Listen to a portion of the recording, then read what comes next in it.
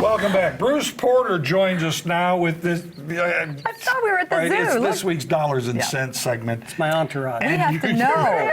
They're your peeps. Yeah, Oh, there, yeah, they're that's my a good one, peeps. Tom. Okay, now how are you going to tie this in today? Okay, all right, what's the question, Tom? Let's read the question. All right, here we go.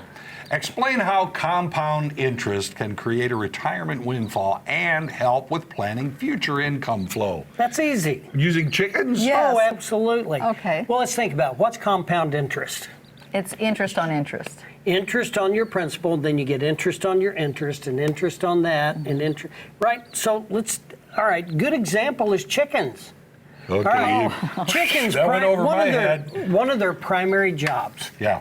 One of their primary jobs is to lay eggs. Right. Now, as you go along, you might need to eat a chicken every now and then. Yeah. But you may need to eat a couple eggs every now and then.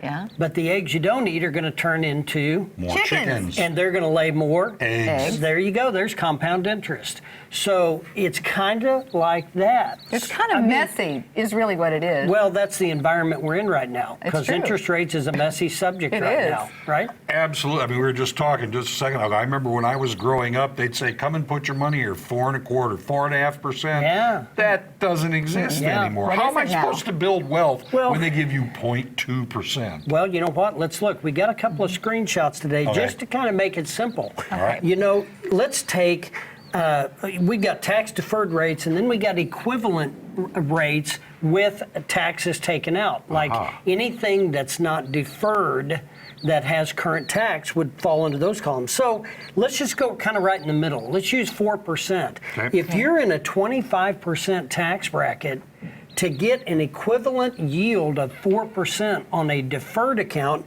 you would have to get 5.33%. So it puts more stress on the investment when you're having to cover your tax liabilities as you earn your money. Right. Now, you know, the higher the rate, the more stress on the investment. So a 6% deferred rate, in the same equation, you're going to have to make 8% on a taxable investment in order to get that.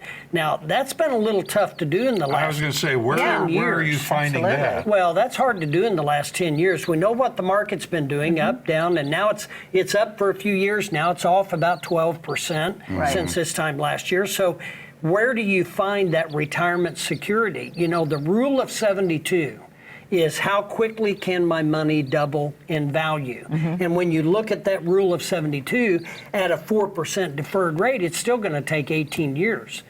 So the way you think about that, if I'm 70 years old and I'm retired, I can still apply that rule of 72, even at a 4% conservative rate, drawing some income out, I'm still going to be able to draw out my equivalent value in an 18-year period. Now let's look at some hard numbers. I ran an example of a $100,000 deposit in a 25% tax bracket.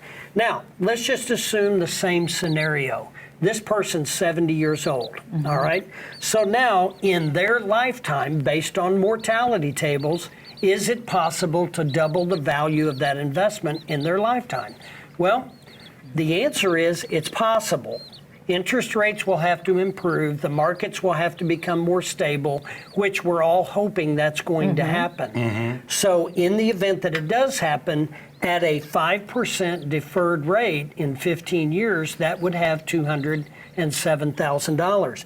Now, when you look at a taxable investment versus a deferred investment, the compounding effect is huge. Right. Taxable, look at the fifth year.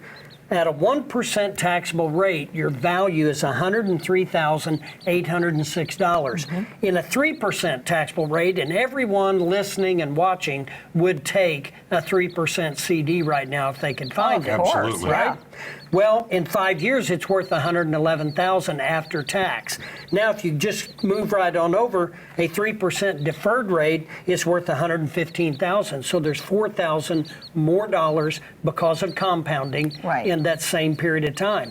Now, granted, Bruce, I'm going to have to pay tax when I take the money out. Well, that's true. But what we think is, as we retire, we're going to be in probably a little bit lower tax bracket. So if we are, because we're not earning as much income, we're not going to have as much strain on the investment.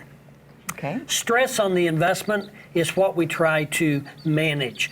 like we talked about managing volatility when you're retired, how much strain am I going to put on my invested dollars to create the money that I want to create in retirement to supplement my Social Security and my other things. Right. That's what we have to focus on. And if we got enough chickens, we're going to have plenty of eggs.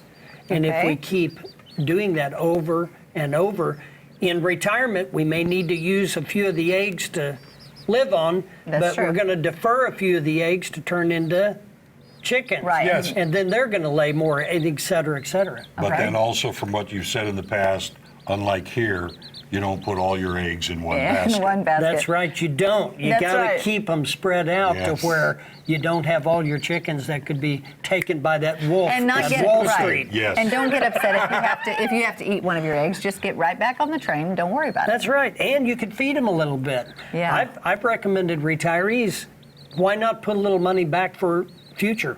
Right. It's always good to start even at young. 70, you could Yeah. always put a little money away, and everyone should. That habit of saving, that we right. could do that at any age. Start it and keep it.